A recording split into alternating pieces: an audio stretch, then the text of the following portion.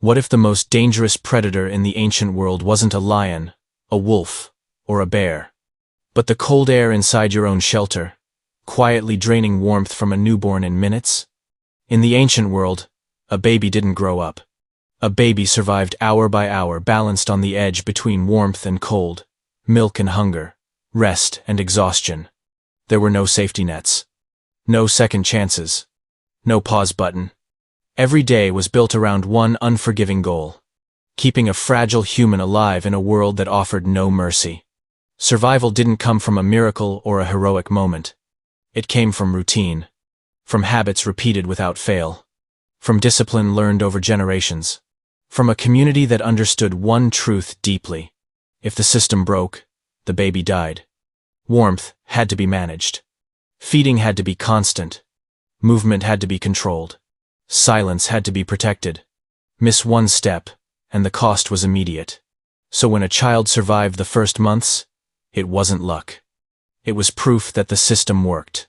Stay with this story, because by the end, you'll understand why human infants made it through prehistory at all, and why the first 2 years of life were once a razor's edge no modern parent has ever truly known. A newborn is like a living candle, a tiny flame surrounded by overwhelming risk. In cold environments, danger didn't announce itself with teeth or claws. It arrived silently, through heat loss. That's why, in the ancient world, the first daily priority was never hunting, tool-making, or building shelter. It was temperature control managed hour by hour, every single day. Across many ancient and indigenous lifeways, a newborn's entire universe collapsed into just 3 safe zones. The mother's body, skin to skin, functioning as a living heat source. Layers of fur or hide, trapping warm air where it mattered most. And sheltered interior space, sealed as tightly as possible from wind. Because wind was the real killer. A baby could be wrapped perfectly, but moving air stripped warmth fast, sometimes faster than adults realized. That's why so much daily effort went into tasks that look ordinary but were anything but. Sealing seams, tightening door flaps, banking embers so fire never fully died, stacking bedding away from drafts, and keeping infants far from entrances. Even the way a baby was carried became a survival decision. In colder regions, infants were held as close to the mother's core as possible, sometimes inside clothing systems specifically designed to conserve shared body heat. And here's what's often misunderstood. Warmth wasn't about comfort. Warmth protected feeding, sleep, and immunity. A cold baby nurses poorly. A baby that can't nurse weakens fast. And weakness, in the ancient world, rarely reversed. So every morning, spoken or not, the same question governed the day. Is the baby warm enough to drink? Warm enough to sleep? Warm enough to stay quiet? Because silence wasn't just peace. Silence was survival. In a world without formula, bottles, or sterile water, survival depended on the only food truly designed for that reality: human milk. Among many hunter-gatherer societies, and almost certainly deep into prehistory, breastfeeding was not a short phase measured in months. It often lasted years, with weaning unfolding slowly, sometimes well into early childhood. That single biological fact reshaped daily life. It meant infants did not depend on fragile food storage during their most vulnerable years. It meant hydration was built directly into survival. It meant immune protection flowed naturally, without tools or medicine. And it meant the mother's daily routine wasn't simply childcare, it functioned as a mobile life support system. Ethnographic evidence shows that infants could nurse frequently while being carried, even as mothers worked. There were no fixed feeding times. No strict schedules. Instead, life followed a steady rhythm: carry, nurse, sleep, nurse, where feeding faded into the background, constant and reliable. But beneath that rhythm was a hard truth the ancient world understood well. Milk requires calories. A hungry mother cannot produce enough milk. A weakened mother cannot protect her infant. Which meant infant survival was inseparable from maternal survival. So the most important daily task, rarely celebrated, rarely romanticized, was simple and relentless. Someone had to feed the mother. Hunting success, food gathering, fire maintenance, and shelter work all bent around that priority. Because when the mother was nourished, the system held. And when the system held, the baby lived. That's where the entire group stepped in. Not out of sentiment, but because survival demanded it. Modern imagination often pictures ancient mothers alone, isolated, and struggling in silence. That image is deeply wrong. Humans did not survive by placing the weight of childcare on a single pair of shoulders. We evolved through cooperative caregiving, a system where mothers, fathers, grandparents, siblings, and other group members shared responsibility for keeping the youngest alive. This is how dependent human children were raised in environments that would overwhelm any lone caregiver.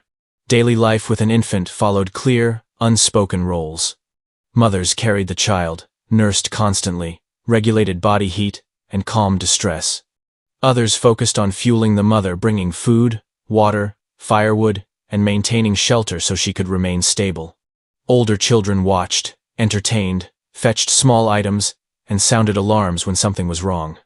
Experienced adults maintained group safety, managing movement and risk so mother and infant could remain protected. This wasn't kindness. It was strategy. Because the infant represented the future, but the mother was the engine that made that future possible. If the engine failed, the entire system collapsed. And here is the deeper truth most people miss.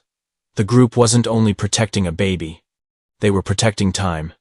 A deer stands and walks within hours. A horse follows the herd almost immediately. A human requires years of care before becoming resilient. Every routine, every division of labor, every daily decision was shaped around that vulnerability.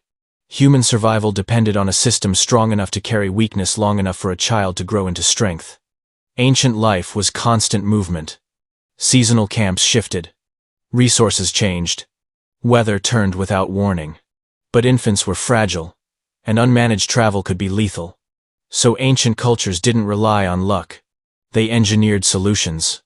Across many native North American traditions, one of the most effective was the cradle board, a system that secured and protected an infant while freeing the caregiver's hands to walk, work, and survive.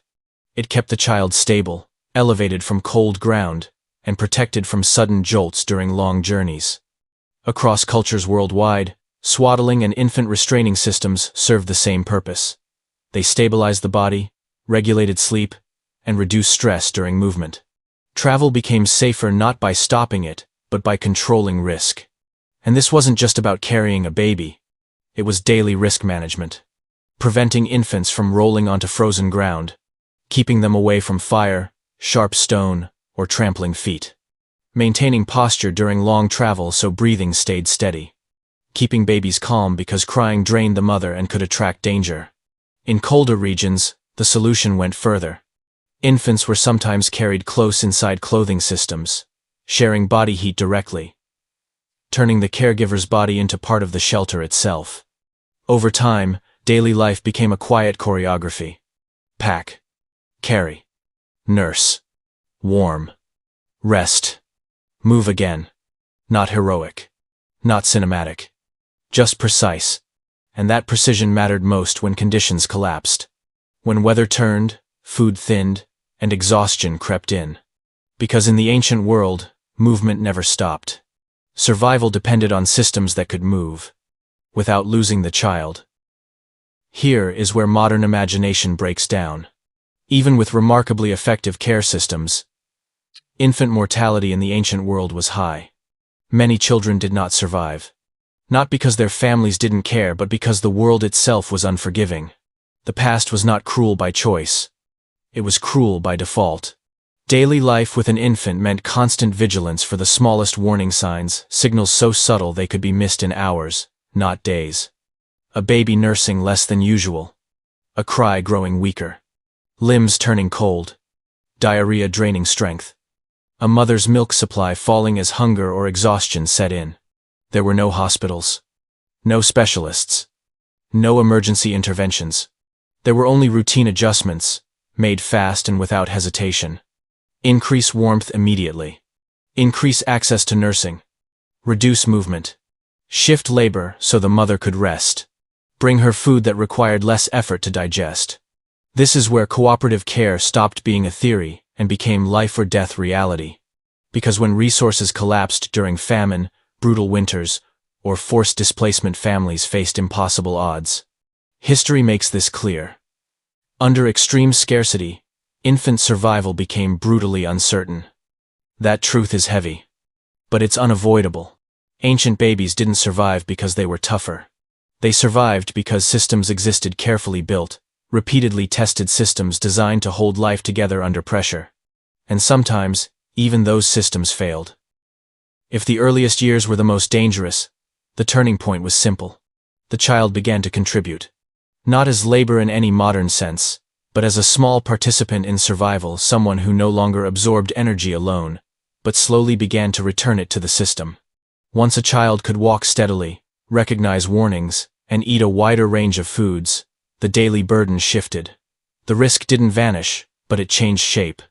Extended breastfeeding bought precious time, buffering the child through this transition until it became safer to rely less on constant protection.